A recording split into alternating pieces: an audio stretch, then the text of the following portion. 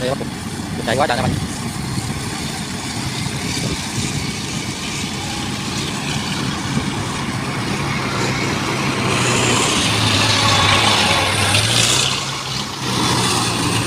Mấy kéo đang phụ chịu luôn, mấy kéo vào mấy đất phụ chịu luôn anh em. Dân bắt chuột cũng rất là nhiều rồi, đang đứng chờ đợi bắt chuột ạ.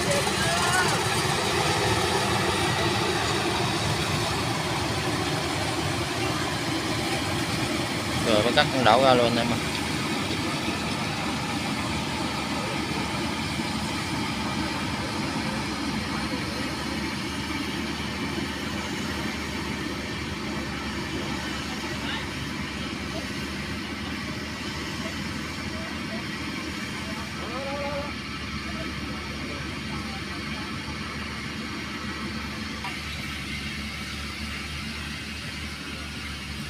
Rồi kéo bò lên giật bánh đầu luôn anh em ơi, giật bánh đầu lộn ngược luôn anh em ơi.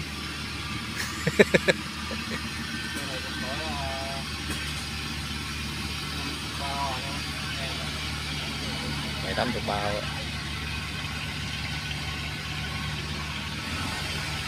Tiếp tục xe kéo này đang chạy vô luôn nha anh em.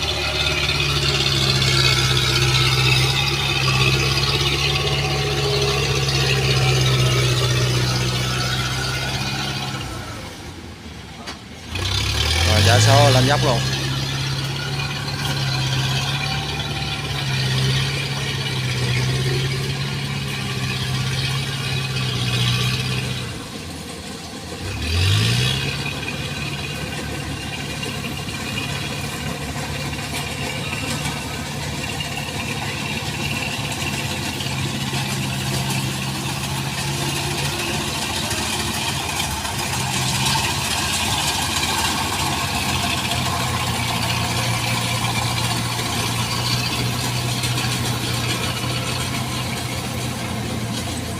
Rồi tiếp tục chiếc thứ ba đang bôi vô luôn anh em ơi.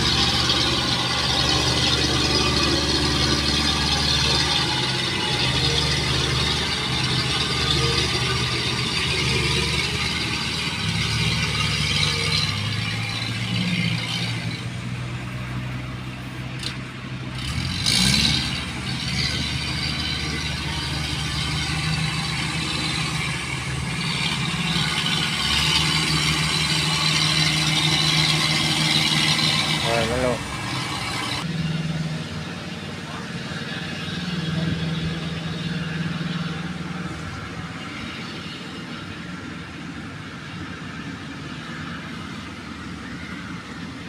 Con chuột cũng khá là đông.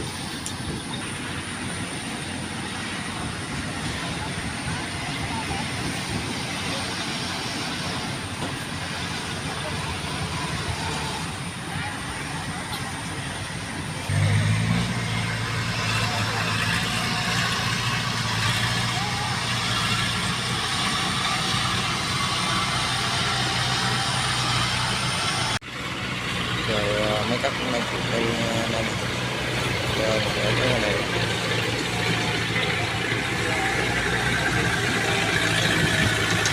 ra con cái mà này anh em cũng đang chờ chụp được nha.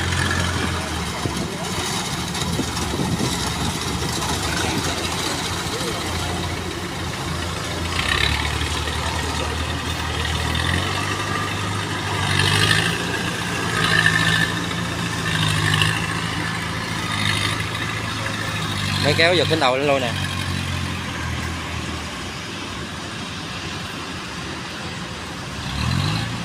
Rồi giật cái đầu luôn.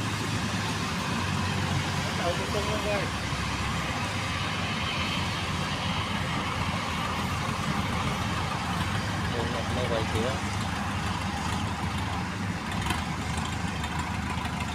Rồi hy vọng là lên được anh em ơi. Gốc này khá là cao nha nè. Rồi cũng lên rồi an toàn rồi anh em ơi.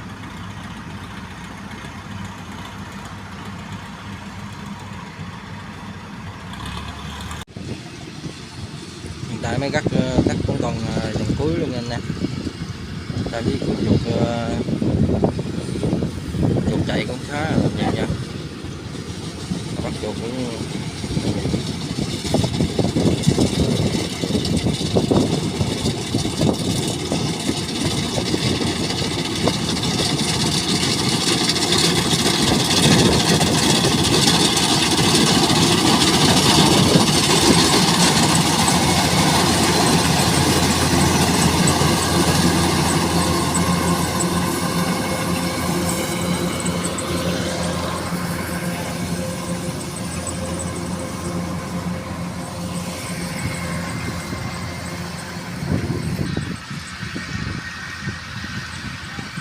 đó.